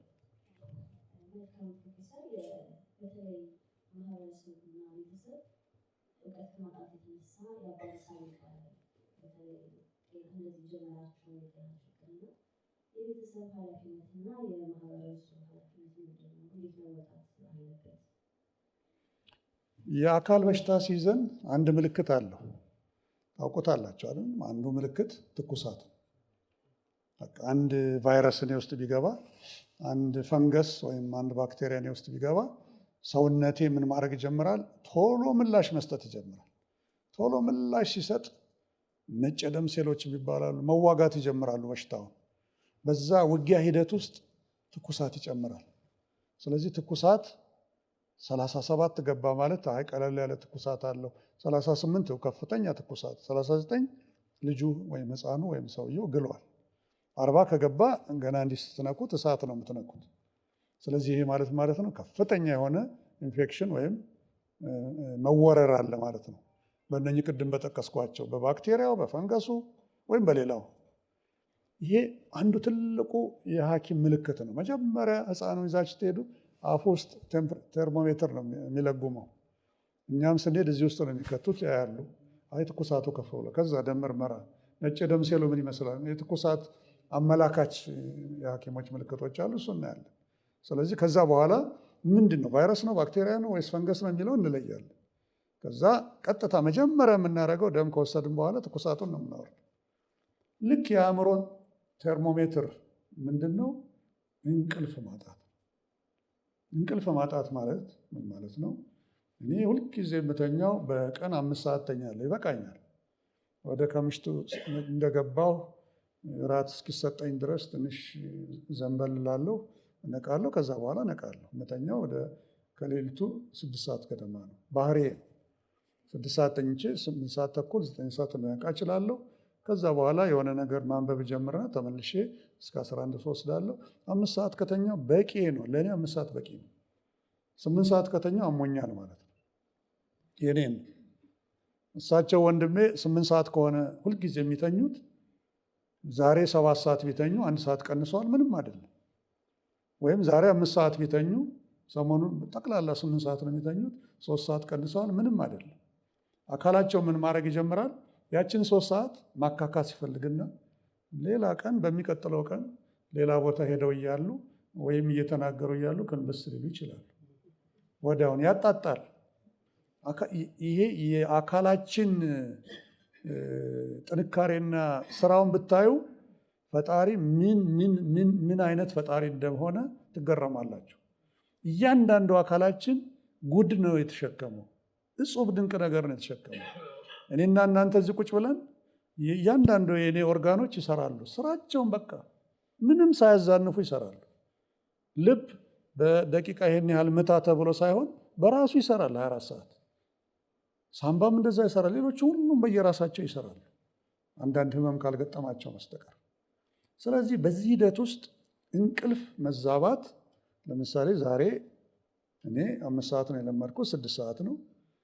ዛሬ ስተኛ 3 ሰዓት ብተኛ በሚቀጥለው ቀን እንቅልፍ እምቢ ቢለኝ፣ ትናንት እምቢ ብሎኝ ነበር፣ ዛሬ ምንድን ነው? ምክንያቱም መፈለግ እጀምራለሁ። ምንድን የረበሸኝ ነገር አለ? የተቆጣኝ አለቃ አለ? የደረሰብኝ ምንድን ነው? የሰራሁት መጥፎ ስራ አለ? የሃይማኖት ሰው ከሆንኩ ወደ ዱዓ እሄዳለሁ፣ ወደ ጸሎት እሄዳለሁ፣ ወደ ፈጣሪን ወደ መለመን እሄዳለሁ እንድረጋጋ። በነገራችን ላይ በጣም ይረዳል አእምሮን ለማረጋጋት። እነኚህ ስራዎች በጣም ወሳኞች ናቸው። መስጂድ የምትሄዱት፣ ሶላት 5 ጊዜ የምትሰግዱት ወይም ቤተክርስቲያን የምትሄዱት ለራሳችሁ ጤንነት ለአእምሮ ጤንነትም ስለሚጠቅመን ነው። እዛ ሄደን ለፈጣሪ ነግረን ይኸው እንደዚህ አድርጌያለሁ፣ ይኸው ሰርቄያለሁ፣ በድያለሁ፣ አስቀይሜያለሁ፣ ፈጣሪ ሆይ ይቅር በለኝ ብሎ መግባት፣ መርዙን በሙሉ እዛው ቤተ እምነቱ ጋር ጥሎ መምጣት ቀላል ነገር አይምሰላችሁ። ስለዚህ ምንድነው እንቅልፍ አንዱ ዋናው ቴርሞሜትር ነው። ግን እንቅልፉ ሲጠፋ ራሳችን መጠየቅ አለብን። ለምንድን ነው እንቅልፌ ለምን ጠፋ? ስለ ሰው ኑሮ አስቤ ነው? ስለ ሰው ትዳር አስቤ ነው? ስለ ጓደኛዬ ፍቅረኛ አስቤ ነው? ስለ አስቀየመኝ ማታ ስለተናገረው ንግግር ነው? እዚህ ቦታ ላይ ስለቀረበው ነገር ነው? እነኚህ ሁሉ ነገር በዛ ላይ የምናሰላስል ከሆነ እንቅልፉ ብን ብሎ ይጠፋል። ስለዚህ በራሳችንም የምናክምበት ዘዴ ይኖረናል። ግን ትልቁ ነገር እንዲህ አይነት ነገሮች ችግሮች በሚነሱበት ጊዜ ሁልጊዜ የምክር ሀሳብ መጠየቁ ወይም ካውንስሊንግ እንለዋለን በእኛ ሙያ፣ እሱን በምናገኝበት ቦታ በትክክል መጠየቁ ደግሞ ይጠቅመናል። አንድ ማወቅ ያለብን ነገር የአእምሮ ህመም እንደሌላው አካል ህመም ነው። ምንም የተለየ አድርገን አንየው። ምን ማለት ነው? የአካል ህመም 3 አካሄድ አለው። አንዱ አካሄድ እንታመማለን፣ አካላችን ወዲያው እንታከማለን፣ እንድናለን፣ ወይም በራሱ ይተወናል። አንዳንድ ጊዜ ጉንፋን ይዘንና ጥሩ ምግብ አጥሚቱንም ምኑንም ስንል እንደሚባለው ፓራሴታሞልም ስንውጥ ትንሽ ስለን ተናፋፍተን እንድናለን። ሰልፍ ሊሚቲንግ ይሉታል ፈረንጆች። ሁለተኛው የህክምና እገዛ የሚፈልግ ነው። ህመሙ ትንሽ ወደ ሳምባም ወደ ሌላም ከሄደ ቶሎ ብለን ሐኪም ጋር እንሄዳለን፣ የሐኪም እርዳታ እናገኛለን፣ ይድናል። ይሄ አኪዩት ህመም የምንለው ነው። ሌላኛው አንዳንድ የአካል ህመሞች በቃ አብረውን ይኖራሉ። በእርግጥ ቤተሰቦቼ የስኳር ህመም በእናቴም በአባቴም ነበረኝ፣ ተጠንቅቄ ይዤው ነበር። አሁን እዚህ ስመጣ ፍንትው ብሎ ወጣ። ስለዚህ ጥሩ ነው። አንዱ ማስታወስበት ኮሚሽኑን በዛ ነው። እና ይሄ የስኳር ህመም አውቀዋለሁ፣ ሐኪም ስለሆንኩ አብሮኝ ነው የሚኖረው። ስኳር በየቦታው በሶሻል ሚዲያው እንደምታዩት ከዚህም የምንበላቸው ቅጠሎች የምንጠጣቸው የምንጨምቃቸው አይደለም። እሱ ያዘናጉናል። ሁልጊዜ ጉግል አድርጋችሁ የምታገኟቸው መረጃዎች በጣም ጠቃሚ እንደሆኑ ሁሉ ግድ የላቸውም። ከባለሙያ በትክክል ከባለሙያ አፍ ማወቁ ጥሩ ነው። ምክንያቱም አንዳንዶች ምን ያዘናጓቸዋል? ሐኪሞቹ እኮ መድኃኒታቸው እንዲሸጥላቸው እነሱ ጋር ቶሎ ቶሎ እንድትሄዱ ይህን ፈጥረው ነው። ስለዚህ ይህን ብታደረጉ ሙሉ በሙሉ ነው። ማይድኑ ህመሞች አሉ፣ ክሮኒሲቲ እንለዋለን፣ ዝም ብሎ አብሮን የሚኖሩ። ስለዚህ እኔ ስኳር ህመም የድሃም የሀብታምን በሽታ ነው። የድሃ በሽታ የሚያደርገው ምንድን ነው? አንደኛ ምንድነው? ሁላችንንም ሳያዳላ ይይዛል ስኳር ነው። በዚህ ዓለም ላይ የሚጣፍጥ ደስ የሚል ነገር ሁሉ አዲክቲቭ ነው፣ ሱስ ያመጣል። አስተውላችሁ እንደሆነ ኮሌስትሮል የሚባል ነገር ሰምታችኋል አይደል? የአካልም ነገር እየተናገርኩ ነው። ኮሌስትሮል የሚጣፍጥ ነገር ነው። ኮሌስትሮል እዚህ ቆዳችን ላይ አለ። ኮሌስትሮል በየቦታው ስቡ ላይ አለ። ኮሌስትሮል ጨርጨር ስጋ ቤት አለ። በእድሜ አንድ ጊዜ እጃለሁ። ኮሌስትሮል በየቦታው አለ፣ ይጣፍጣል፣ ሱስ ያመጣል። ኮሌስትሮል ደግሞ በጣም ጣፋጭ ከመሆኑ የተነሳ በጣም ገዳዩ ደግሞ ኮሌስትሮል። እንግዲህ አስቡት። ስለዚህ እነኚህ ነገሮች ወዴት ይወስዱ? ወደ ስኳር ያመጣል። ስኳር ራሱ ኮሌስትሮል ስብ ያመጣል። እሱ አልኮል ራሱ ኮሌስትሮል። ሁሉም ነገሮች ሱስ አምጪ ነገሮች ናቸው ማለት ነው። ስለዚህ ስኳርን በሚገባ ከተከታተል ነው አይገልም። ይሄ ዋናውና ትልቁ ነገር ነው። ስለዚህ ይሄ ሁለተኛው ነው ክሮኒሲቲ የሚባል። ሶስተኛው የሚገል ነው። ምንም ማድረግን ምንም የማንተርፍባቸው በሽታዎች ወይም እድሜያችንን የሚያራዝሙ ይኖራሉ። ልክ የአእምሮ ሕክምናም የአእምሮ ጤናም እንደዛ ነው። እንበሳጫለን፣ እናዝናለን፣ ወዲያው ችግሩን እንፈተዋለን፣ ሰላም። ቀለል ያሉ የአእምሮ ህመሞች ከከባድ ይደርሳሉ። በጣም ብዙ ሰዎችን የውጭ ያገኛለሁ። ትዝ ይላል ፕሮፌሰር በአንድ ጊዜ እኮ እድሜ እንደዚህ ሆኜ መጥቼ አማኑኤል አከመኝ ይኸው ምናምን እንደዚህ ቤተሰብ መስርቼ ባለስልጣን ሆኜ በጣም ደስ ይላል። ይሄ ሚድነው ነው ማለት ነው። አንዳንዱ ክሮኒሲቲ ይኖራል። ህክምና እናደርግለታለን። ብዙዎቹን ፓስተር ኪያ የምታደርገው ምንድነው? ክትትል ታደርግላቸዋለች። 20 ምናምን ድነው ወጥተውላታል፣ ራሳቸውን ችለውላታል። የተወሰኑት ግን የእሷን እገዛ እየፈለጉ እስከ መጨረሻው ይኖራሉ። ያግዟታል፣ የሚረብሹ አይደሉም፣ ያስቸግሩ አይደሉም፣ ያገለግላሉ፣ ለህብረተሰቡ ያገለግላል። የህብረተሰብ ሸክም በጭራሽ አይደሉም። ነገር ግን ሁልጊዜ መድኃኒታቸውን እያገኙ መቀጠል መቻል አለበት፣ እንደ ስኳር ህመሙ ማለት ነው። ስለዚህ ሶስተኛው የመጨረሻው ያለው ማለት ነው። እሱም የመጨረሻ ያለውም መፍትሄ አለው። ለምሳሌ ዲፕሬሽን የሚባል ህመም አለ። ዲፕሬሽን በጣም በቀላሉ ከተገኘ ድባቴ ወይም ድብርት ይሉታል፣ መዳን የሚችል ነው። ክትትል ካልተደረገለት ግን ያ ሰው ራሱን ህይወቱን ሊያሳጥር ይችላል። ብዙ የምንቀርባቸውን ሰዎች እጅግ በጣም ሀብታም የሆኑ ሁሉ ነገር በምድር ላይ ያላቸው ህይወታቸውን ሲያሳጥሩ ታያላቸው። ይሄ ድብርት ወይም ዲፕሬሽን ይባላል። ይህንን መቋቋምና ማከም ይቻላል። ስለዚህ ምን ልል ፈልጌ ነው፣ ይሄ ወደ ፓስተር ኪያ ያመጣኛል። ቀኑም እንደዛ ስለሆነ ነው። እነኚህ ክትትል የሚፈልጉ ህሙማን ቤተሰብ ይፈልጋሉ፣ እገዛ ይፈልጋሉ፣ ከጎናቸው የሚሆን ሰው ይፈልጋሉ። ለምን? ኢንሳይት ወይም ስለዛ ህመማቸው ምንም አይነት ግንዛቤ የላቸው። የኔ ልብ ቢታመም ሁልጊዜ እኔ ምን እላለሁ? አእምሮ ለራሱ አያውቅም እላለሁ። የኔ አእምሮ ደህና ከሆነ ልቤ ሲታመም ይነግረኛል። የኔ አእምሮ ደህና ከሆነ ኧረ የግፊት መድኃኒትን ውሰድ፣ የ12 ሰዓቱን እኮ አልወሰድክም፣ አሁን እኮ ኦልሬዲ 1 ሰዓት ነው ይለኛል። የኔ አእምሮ በጣም ችግር ውስጥ ከገባ ግን ማን ይነግረዋል? ካለኝ ባለቤቴ፣ የቤተሰብ አባላት ካልሆኑ በስተቀር ምን ይሆናል? እየረሳሁት እሄዳለሁ። ስለዚህ ጥልቅ የሆነ ችግር ውስጥ እገባለሁ። ስለዚህ ፓስተር ኪያ እና ጓደኞቿ፣ ቤተሰቦቿ፣ ማህበረሰቡ የሚያገኟቸውን ህመምተኞች እንደ ባለቤት፣ እንደ ወንድም፣ እንደ እህት፣ እንደ እናት፣ እንደ አባት ሆነው ተከታትለው ህክምናቸውን በሚገባ እንዲወስዱ ካደረጓቸው ልክ እንደ አካል ቅድም እንደነገርኳቸው ሁሉ የአእምሮ ህመምም ለመዳን የሚችል ነው። ስለዚህ ፓስተር ኪያ ላደረገችው እኔ የዛሬ 40 ዓመት ገደማ አእምሮ የተረሳ ህመም ነው፣ ማንም አይፈልገውም። ሰው ሁሉ አእምሮ ሲባል አማኑኤል ሆስፒታል ይመስለዋል። ሰው ሁሉ አእምሮ ሲባል ዘጋተሎ ለብሶ እዚህ ላይ ቅድም እንዳያቸዋቸው። እኔ በነገራችን ላይ አንድ ፎቶግራፍ አይቼ የምታጨበጭቡ መስሎኝ ነበር። የትኛው ፎቶግራፍ ይመስላችኋል? ኤግዛክትሊ የወለደችውን ምን እንደምትመስል አይታችኋል? በፊት በኋላ ምን የመሰለ ቆንጆ ልጅ ታቅፋ አይታችኋል? ኧረ እንደው አሁንም ቢሆን አጨብጭቡላት። በእውነት ይህን የመሰለች ልጅ አሁን ለሌላ ሰው አይ ፓስተር ኪያ ሌላ ፎቶግራፍ አምጥታ ነው የሚል። ያችን እንደዛች የተጣለች ሴት እንደዚህ ሆና ጤነኛ ልጅ ወልዳ ይሄ እንዴት ነው የሆነው? ይቺ ልጅ ከጎዳና ላይ በመነሳቷ ነው። ከጎዳና ባትነሳች ሴት ምንድን ነው የምትሆነው?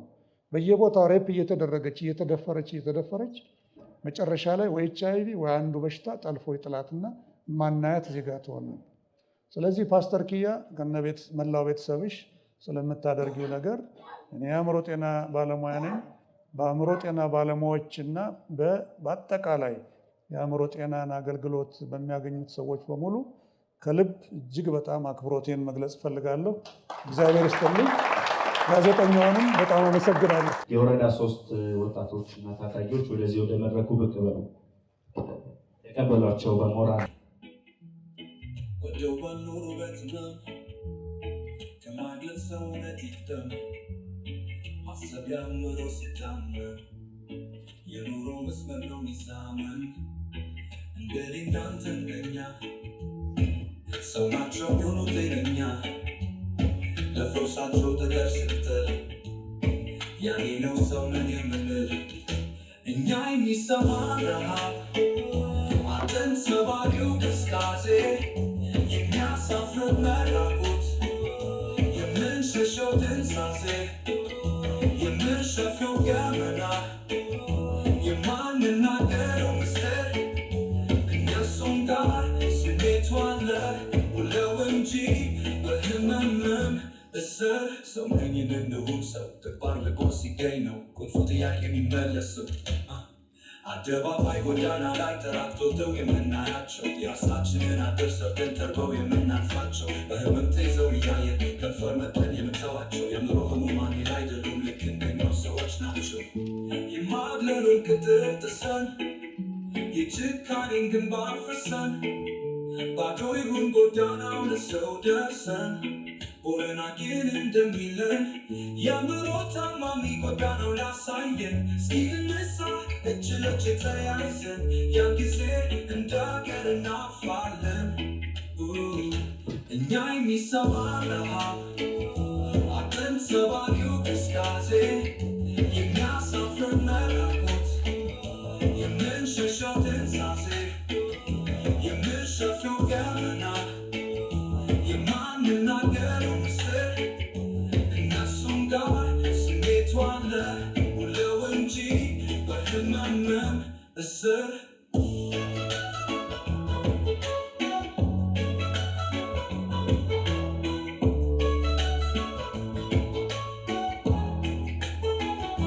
እኛ የሚሰማን ረሃብ አጥንት ሰባሪው ቅስቃሴ የሚያሳፍር መራቆት የምንሸሸው ድንዛዜ የምንሸፍነው ገመና የማንናገረው ምስጢር እነሱም ጋር ስሜቱ አለ ውለው እንጂ በህመምም እስር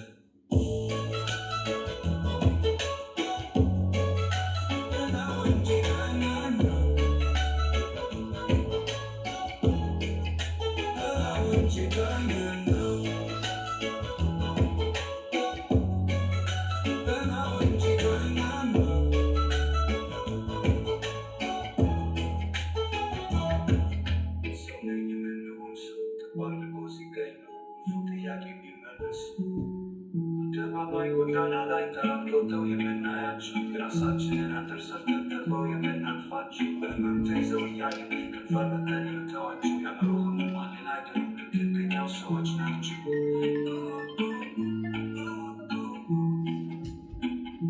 የማግለሉን ቅጥር ጥሰን የጭካኔን ግንብ አፍርሰን ባዶ ይሁን ጎዳናው ለሰው ደርሰን ቦረና ጌር እንደሚለን የአእምሮ ታማሚ ጎዳናው ላሳየን እስኪ እንነሳ እጅ ለእጅ ተያይዘን ያን ጊዜ እንደ ሀገር እናልፋለን ያን ጊዜ እንደ ሀገር እናልፋለን።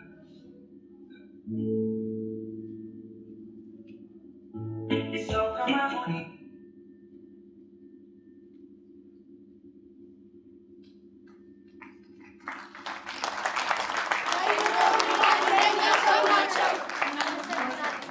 እዚህ ውስጥ እንግዲህ የህግ ባለሙያዎች አላችሁ፣ ሐኪሞች አላችሁ፣ የእምነት አባቶች አላችሁ። እንዴት አድርገን እናቁም? አመሰግናለሁ። ይህ ሰላም ጉዳይ የኢትዮጵያ የመጀመሪያ እየተሰራም ያለው በኢትዮጵያ ነው የመጀመሪያው ስራ እና እግዚአብሔርን አመሰግንኩ። እነዚህ ሰዎች ለመጠበቅም ለመርዳትም እንክብካቤ ለመስጠትም የእያንዳንዳችንን ተሳትፎ ያካተተ መሆን አለበት። ሰውን ለመርዳት ሰው መሆን በቂ ነው የሚለው አስተምሮ እያንዳንዳችን ልብ ውስጥ ይዘናል።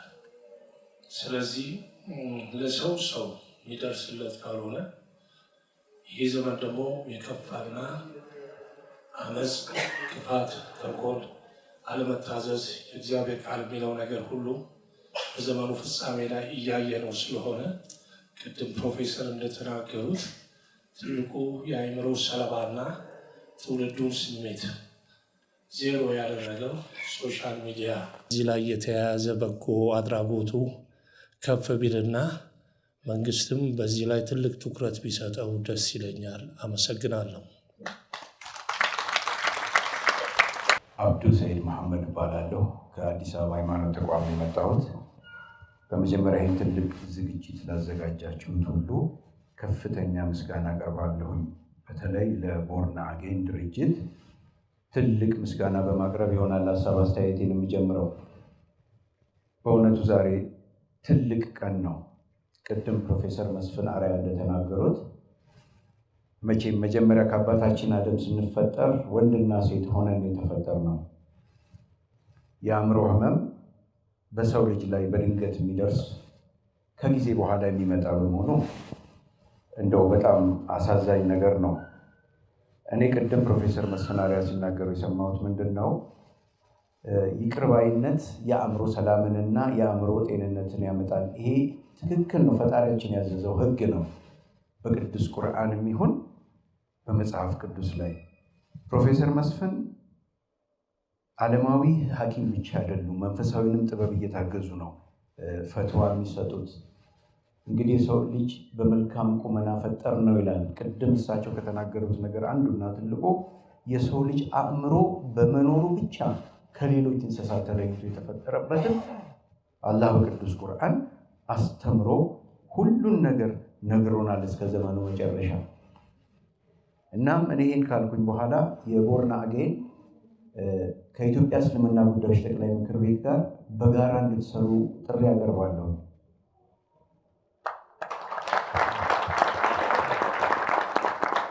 ይህንን ጥሪ የማቀርበው ለምንድን ነው? የአእምሮ ህመም ብሔር፣ ሃይማኖት፣ ጎሳ፣ ዘር ለይቶ የማይመጣ እያያችሁ ነው። እናንተ ዜጎችን ቀይራችሁ ለስራ አብቅታችሁ ዛሬ ለሀገር እንዲበቁ ማድረግ ቀላል አይደለም እና ለዚህ ጉዳይ ላይ የኢትዮጵያ እስልምና ጉዳዮች ጠቅላይ ምክር ቤት በሩ ክፍት ነው። እንደ ማህበረሰብ መስራት አለብን። ለምሳሌ የብዙዎቻችን ህይወት ሶሻል ሚዲያ ላይ ሆኗል እና ብዙ ወጣቶች፣ ብዙ ታዳጊዎች ያንን ህይወት ለመድገም በሚያደርጉት ትንቅንቅ ውስጥ ቅድም እንደተባለው አካላዊም ኢኮኖሚካሊም ስነልቦናዊም በጣም አቢዩዝ ይደረጋሉና ይህንን ለመከላከል እንደ ሀገር ቤታችን ውስጥ ሁላችንም ልጆቻችን ላይ፣ ቤተሰቦቻችን ላይ፣ ወዳጆቻችን ላይ መስራት አለብን ብዬ አስባለሁ። እግዚአብሔር ክብር ምስጋና ይግባው። በመቀጠል መጋቢ ኪያን እግዚአብሔር ይባርካት። ፈርገሶን ስናይ ያሳዝናል። ብዙ ጊዜ ደግፈናል፣ ሄደን አይተናል። መቄዶንያን ስናይ ትልቅ ነው፣ መጋ ነው። አዲስ አበባ ላይ ወደ መብቃት ደረጃ የደረሰ ነው። ሌሎች ጋር ያሉ ፕሮጀክቶችን ያንቀሳቀሰ ነው። እንደዚሁም ይህን ብናበቃና ወደ ሌሎች አካባቢ ሄዳ ስራውን እንድትጀምር ሰው ልጆችን ማገልገል ነው። በአንድ ሃይማኖት ተቋም ብቻ አይደለም። ሰው ልጅ ነው። ሰው ልጅን በምድር ላይ የሚገባውን ነገር አግኝቶ ህይወቱ እስኪያልፍ ድረስ መስራት ያለበትን ማድረግ አለበትን። ቅድም ፕሮፌሰር እንዳሉ የወለደችውን ሴት አይተን እኛ እዚህ እምባ ነው የመጣብን። ዝም ብለናል እንጂ ትልቅ ስራ ነው የተሰራው። ስለዚህ ሃይማኖትን፣ እስልምናን፣ ክርስትናን ሳይለዩ እየሰሩ እንደሆኑ ይገባኛል። አሁንም አብረው ከክርስትናም ከእስልምናም ከሌሎችም ጋር በተለይ ከአምስቱ ሃይማኖት ተቋም ጋር ቢሰሩ ከኦርቶዶክስ፣ ከካቶሊክ፣ ከሰባተኛ አድቨንቲስት፣ ከወንጌል አማኞች ጋር አብረው ቢሰሩ ትልቅ ተቋም ነውና ከአዲስ አበባ ሃይማኖት ተቋም ጋር መግባቢያ ሰነድ ቢቀርብ እንዴት ከክፍለ ከተሞች ወይም ከጠቅላላ ሃይማኖት ተቋማት ጋር የፋይናንሻል፣ የማትሪያል፣ የሰውም አቅም ማግኘት የሚችሉበት መንገድ አለና አይተንማል። ያየነውን እንመሰክራለን። ቅድም ሼኩ እንዳለው የሚሰጥ እጅ ብዙ አለ። ስለዚህ አብረን ብንቆም እንደዛ ብንሰራ መግቢያ አባ ሰነድ ቢኖር ሞር እንሰራለን። በየክፍለ ከተሞች ልዩ ሃይማኖት ተቋማት እንደዚህ ተጠርተው በአዲስ አበባ ሃይማኖት ተቋም ተጠርተው ግንዛቤ ቢወስዱ በቤተ ክርስቲያን በጸሎት ማይድኑትን በእንክብካቤ ወደ ህይወት መመለስ እንችላለን፣ በምክር እንችላለን። ስለዚህ እንደዛ ብንሰራ ትልቅ ስራ እንሰራለን ብዬ አስባለሁ። አመሰግናለሁ። ትልቅ ተጽዕኖ የፈጠረች ናት በእኔ በኩል ብዬ ነው የማምነው። እሷ ጋር ታውቀን በሄድኩበት ጊዜ ቅድም አስቴላ እንዳለችው ሁሉ በርካታ የአእምሮ ህሙማን የነበሩበት ግቢ ነው። የዛን ጊዜ ነው ሳገኛት ከቁርስ እስከ ራት ድረስ እዛ ነበርኩኝ ከእሷ ጋር እና ቀኑ ሙሉ ነበር። የበላነው ለብቻችን አልነበረም። ማዕከል ውስጥ ካሉት ከአእምሮ ህሙማን ጋር አብረን ነው ከጠዋት እስከ ማታ ድረስ የዋል ነው እና እንደ ሰው ለመግለጽ በጣም ይቸገራለሁ። እሷ ምን ያህል ይሄ መጠለያና ሌላ ማገገሚያ ብቻ ሳይሆን ራሷን ለነሱ ሰጥታ ከነሱ ጋር የነሱን ጉዳይ ወደ ራሷ አምጥተው ሳይ የበለጠ ትኩረት ሰጥቼበት በአሃዱ ሬዲዮ ላይ በተለይ ስነ ልቦና ፕሮግራማችን በደንብ እንዲሰራ ትኩረት እንድንሰጥበት ሆኖ እስካሁን ድረስ የዘለቀ ፕሮግራም ነው። አይጨበጨብም። በጣም አመሰግነው። ስለዚህ አጠቃላይ እንደ ሚዲያ ውስጥ እንደቆየ ሰው ሳይ ቅድም ፕሮፌሰር እንደተናገሩትና በተለያየ ሚዲያም ለዘመናት ሲያስተምሩን እንደቆዩት እንዲህ አይነት ፕሮግራሞች ስነ ልቦና ላይ የአእምሮ ህመም ላይ በጣም ብዙ ፕሮግራሞች ያስፈልጉናል። ከዛ ውጭ ፓስተር ኪያ በተለይ ይህን ማዕከል ራሱ ለማቆየት ያደረገችው ጥረት በጣም የሚገርም ትግል ነው ያደረገችው እና መንግስትም ደግሞ መስተዳድሩም ከጎኗ ቆመው ሁሉም አካል ከጎኗ ቆመው ዛሬ ላለችበት ስኬት ስላደረሷት ሁሉንም አመሰግናለሁ። ከዛ ውጭ ደግሞ አሁንም ይሄ ማዕከል ቅድም እንደተባለው ከሌሎች ከተሞችም ውስጥ በርካታ ቦታዎች ችግሮች አሉ። እነዚህን ችግሮች ለመቅረፍ ቦታዎች ሊሰጧት ይገባል። ከዚህ ድጋፍ በተጨማሪ ብዬ ነው የማስበው። ሚዲያው ግን በጣም መስራት ያለበት ከተለያዩ ተቋማት በሕክምናም ቢሆን እኮ ብዙ ሆስፒታሎች የሉንም በዚህ ዘርፍ እና እነዚህ የሚስፋፉበትን አቅጣጫ አጀንዳ እየሰጠ የሚያስፋፋበትን ሀሳቡን የሚያሳድግበትን መንገድ መፍጠር አለበት። የኢትዮጵያ መገናኛ ብዙሃን ባለሙያዎች ማህበር ፍሬዘር እዚህ ያሉ እነሱም ሚዲያዎች ላይ ተጽዕኖ በመፍጠር መናገር የምትፈልጉ ሰዎች በመገደቤ በጣም ከፍተኛ ይቅርታ እጠይቃለሁ። ቀጣይ የተወሰኑ ፕሮግራሞች ስላሉ እና አዳራሹ በጊዜ ገደብ የተሰጠን በመሆኑ ምክንያት ይቅርታ እየጠየቁ ወደ መድረክ መሪው መልሳችኋለሁ። በእኔ በኩል እጅግ አመሰግናለሁ። ሆኖ ጽቤ ጋቢውን እንድታለብስልን በአክብሮት እንጠይቃለን። እናንተ በሞራል ተቀበሏቸው። በእውነት ኃላፊነትም ጭምር ነው። ጋቢው አባገዳ ተሾመ በቀለ ምንጊዜም ለቦርን አጌን ተኝቶ አያውቁም። እንቅልፍ አጥተው ነው። ብዙ ፈተናዎች አሉበት ቦርን አጌን። ያንን ጉዳይ በማስፈጸም ብዙ ስነስርዓት በማድረግ ነው አባገዳ ተሾመ በቀለ። አሁንም ጽቤ የሚሸልምልን ፕሮፌሰር መስፍን አራያን ነው። ፕሮፌሰር መስፍንም ብዙ የዋሉ ናቸው። ቅድም አባገዳን አመሰግኑ እንጂ የእሳቸውም ውለታ የሚዘነጋ አይደለም። ስለዚህ ጋሽ ጠቤና ፕሮፌሰርም እንዲሁ ወዳጆች ናቸው። በደንብ በሞራል ሽልማቱን አጅቡ።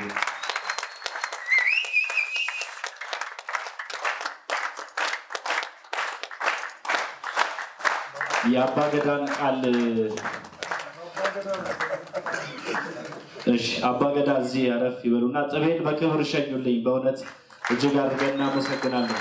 እንግዲህ ከዚህ በመቀጠል የተቋማት እዚህ የምትመለከቷቸው 21 ዋንጫዎች 21 ተቋማት ቦርን አጌንን ያሰቡ በመሆናቸው እነሱ አንድ በአንድ እያነሳን ሽልማቱን ፕሮፌሰር መስፍንን አባገዳን ባሉበት ፓስተር ኪያ የሆነ ነጥብ እያነሳች ያንን የእውቅና ስርዓት እናደርጋለን። ስለማንጀራ ትንሽ ብንነግራችሁ ደስ ይለናል፣ ወሳኝ ጉዳያችን ስለሆነ። ማንጀራ ቅድም ከስራ ክህሎት የመጣች እህታችን እንደነገረችን አቶ አስፋው ለገሰ የቀድሞ የየካ ክፍለ ከተማ ዋና ስራ አስፈጻሚ ነበሩና ኮቪድ ከባድ ጊዜ እንደነበር ታውቃላችሁ። እንጀራ አተን 94 ሰው ነበረ። እንጀራ አተን ወደ 3 ቀን ዳቦ በወጥ እየበላን ነበርና አቶ አስፋው ይጠሩኝና አንድ ነገር አዘጋጅተናል፣ ለ6 ወር እንጀራ እንዲሰጡሽ አነጋግሬያለሁ አለኝ። ከዛ በጣም ደስ አለኝና እሺ አሁን የት ነው የሚሄደው? ፀሐይ ሪል ስቴት ሂጂ አለኝ። እዛ ወይዘሮ አዲስን ጠበቅኳቸው። እሳቸው እስኪመጡ ደግሞ ያገናኘን ሰው ከዚህ ነው እየመጣችሁ የምትወስዱ ሲለን እኛ መኪና አልነበረንም። ስለዚህ ምንድን ነው ማድረገው? በባጃጅ ወስዳለሁ እያል እያወጣው እያወረድኩ እሳቸው መጡ። በፍጹም አቶ አስፋው ነግሮኛል፣ ወንዶችን ቤት ሴቶችን ቤት በራሳችን መኪና ነው የምናደርሰዋል። ለስንት ወር ያልኳችሁ? ለ6 ወር። እስከ ዛሬ ድረስ የሰው ቁጥር ሲጨምር እየጨመሩ እስከ ዛሬ ድረስ የእንጀራ አቅርቦት የሚያቀርቡልን እማንጀራዎች ናቸው በራሳቸው መኪና። የፌዴራል ጠቅላይ አቃቤ ሕግ የተወከለ ሰው ካለ? ተወካዮች አሉ ብለውናል አቶ ተስፋዬ። እባካችሁ ከፌዴራል አቃቤ ሕግ ሞራል ስጡልን። የፌዴራል ጠቅላይ አቃቤ ሕግ ቅድም የነበራችሁ ሰዎች ሰምታችኋል አይደል? በጣም ኢንቮልቭ አድርገው በህግ ጉዳይ በጣም ጣልቃ እየገቡ በእኛ ጉዳይ ላይ በቦርናጌን ጉዳይ ላይ እንደ ግል ጉዳያቸው ሰዎች ተመድቦ ማብራራት አልችልም በቃ። ስለዚህ እግዚአብሔር ይባርካቸው። እስቲ አንድ ያመስግኑ። የካ ወረዳ 12 ዋና ስራ አስፈጻሚ ተገኝተው ከሆነ የካ ወረዳ 12 እንግዲህ አልተገኙም፣ በቢሮ እንሰጣለን። እንኳንም የካ ክፍለ ከተማ ወረዳ 12 ላይ ሆን ብለን ሁሌም ነው የምናመሰግነው። የካ ወረዳ 12 ሁል ጊዜ ከጎናችን ናቸው። ሰላምና ጸጥታ አስተዳደር ቢሮ እንዲሁ የቦርናጌን ባለውለታዎች ናቸው። የአዲስ አበባ ከተማ አስተዳደር ከንቲባ ጽሕፈት ቤት ከአዲስ አበባ ከተማ አስተዳደር የተገኙ ካሉ መልካም። የካ ክፍለ ከተማ አስተዳደር ከየካ ክፍለ ከተማ አስተዳደር አጠቃላይ በተለይ ክፍለ ከተሞቹ እኔም በቅርበት እስከማውቀው ድረስ የቦርናጌን የገጠመውን ፈተና አብሮ በመታገል ትልቅ ለውጥ ያመጡ ናቸው። ፓስተር ኪያ እዚህ ላይ ማለት ይችላል። በጣም ምንም የሰላምና ጸጥታ የአዲስ አበባ ከተማ ከንቲባ ቢሮ እንደምታውቁት መሬት ሲሰጠን በጣም ከባድ ነው። ተጠርተን ነው የተሰጠን። እስቲ አመስግኗቸው። እኛ መክላቸው ይሄ ብቻ አይደለም። በጣም አንድ ተች የሚያደርግ ነገር ልንገራችሁ። ያው እዚህ አሉ በዓል ሲደርስ እንደ ኢትዮጵያዊ ማሚ ሸጥ የለም ይሉኛል እና ገንዘብ ስናይ አካውንት ውስጥ 8000 ብር ነው ያለን። 8000 ብር ደግሞ ለኛ ቤት ልጆች ስጋ ገዝቶ አያበላልንም። በጣም ሲወጥሩኝ በቃ ብዬ 200 ብር ሰጠኋቸው ቢላና አስል ብለውኝ 11 ተኩል ላይ ተደወለልኝና ፓስተር ኪያ ያዘዟቸው በሬዎች የት ነው የሚወርድ? እኔ በሬ አዝዤ እኔ በሬ አላዘዝኩም እንጃ መዘጋጃ ይጠይቁ ሲሉኝ ደወልኩ እዚህ ላሉ ሰዎች። አዎ ክብርት ከንቲባዋ ለፓስተር ኪያ ልጆች ብለው 2 በሬ ልከዋል አሉ። ከዛ ጊዜ ጀምሮ እስከ ዛሬ ድረስ በየበዓላቱ 2 በሬ ተጨማሪ ዱቄት፣ ዘይት አይነት ነገሮች በየበዓላቱ እነሱ ደውለው አስታውሰው ነው የሚሰጡን። በቅርብ ደግሞ መንቀሳቀሻ እንደሌላችሁ ሰምተናል፣ ለጊዜው ተጠቀሙ ብለው ደግሞ ሚኒባስ መኪና ሰጡ። ስለዚህ በጣም ነው የምናመሰግናቸው። አሃዱ ሬዲዮ እና ቴሌቪዥን አሃዱ ሬዲዮ 94.3 ጋዜጠኛ ጥበቡ በለጠ በመካከላችን አለ። አሃዱ ሬዲዮ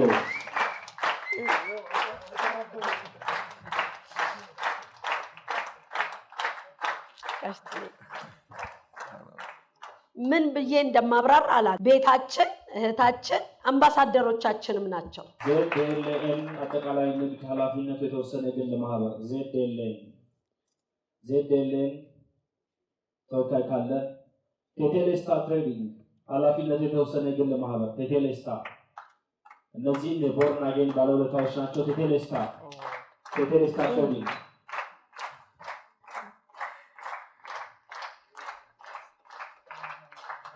ስለ ቴቴሌስታ ምንም የምንለው የለም። በቦርን አጌን ጫማ ገብተው ነው እየሰሩ ያሉትና መዘርዘር እስከማንችል ድረስ እንግዲህ እነዚህ በዝርዝር የጠራናቸው በብዙ ካጠገባችን የነበሩ የካ ክፍለ ከተማዎች ግን ይታዩኛልና በተለይ ነጌትሽ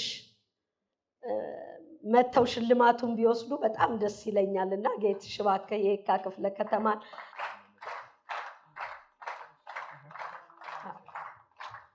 ሞራል ስትሆን አብዛኞቹ ተገኝተዋል። የካ ክፍለ ከተማ ጌትሽን ወክዬ ስጠራ ዛሬ ቦርን አጌን በእንዲህ መልኩ እንዲቀጥል ቅድም ጋሽ ጥቤ ይናገር ነበርና ፐርሰናሊም ነው ዋጋ የከፈለውና እባካችሁ አንድ ጊዜ በቦርን አጌን ስም አመስግኑልን። ሁላችንም ወርቆቻችን ናችሁ። እንዲሁ ለማስታወስ ያህል ነው። ሁላችሁንም ነው የምናመሰግነው። የቦርን አጌን ሀሳብ በመደገፍ ትልቅ ሀሳብ ስለሰጡ እናመሰግናለን። የዛሬው ዓለም አቀፍ የአእምሮ ጤና ቀን ፕሮግራማችን በዚህ ተጠናቋል። ከውስጥልን ቸር ቆዩልን።